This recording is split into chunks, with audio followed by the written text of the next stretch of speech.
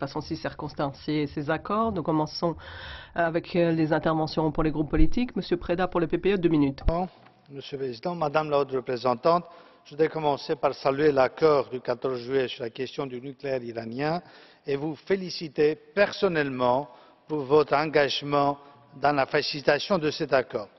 Après plus d'une décennie de tractations, l'accord auquel sont arrivés les partenaires et l'Iran offre enfin un espoir d'apporter une solution durable à cette question et de remplacer pour de bon la confrontation et la méfiance avec la coopération. Mais pour que cela se réalise, on ne peut pas se reposer sur nos lauriers. L'accord vise à couper les voies d'accès de l'Iran aux matériaux fissiles nécessaires pour l'arme nucléaire et inclut un système d'inspection et de transparence nécessaire pour sa vérification.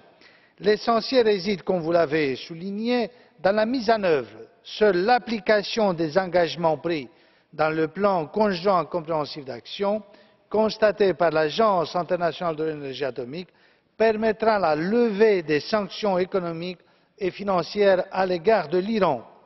J'ajouterai que la mise en œuvre est aussi un défi pour notre diplomatie européenne, pour la diplomatie que vous dirigez, compte tenu du rôle reconnu à l'Union européenne dans cet accord, et je suis content que vous avez rappelé et souligné cela dans notre rencontre aujourd'hui. En même temps, il faut commencer, je crois, à regarder au-delà de cet accord et voir comment on peut avancer sur d'autres points contentieux qui restent dans notre relation avec l'Iran. Et tout d'abord, dans le pays lui-même, je rappelle le fait que le président Rouhani a fait aussi un certain nombre de promesses sur la situation des droits de l'homme dans ce pays, et il serait peut-être bon de le rappeler.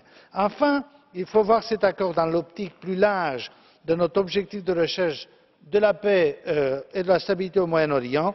Je voudrais exprimer ici mon espoir que l'accord sur le nucléaire iranien produise aussi des effets sur la crise iranienne en tout premier lieu, mais aussi sur le Yémen demain, et qu'on aura une vraie coopération suite à cet historique accord. Merci de votre attention. Grazie, onorevole Preda. Merci, Monsieur Preda. Pour les socialistes et démocrates, Monsieur Howitt, 2 minutes. Merci, Monsieur le Président. On ne peut pas vraiment se féliciter lorsque nous sommes confrontés à de tels problèmes, mais c'était tout de même une grande réussite européenne que cet accord avec l'Iran. Et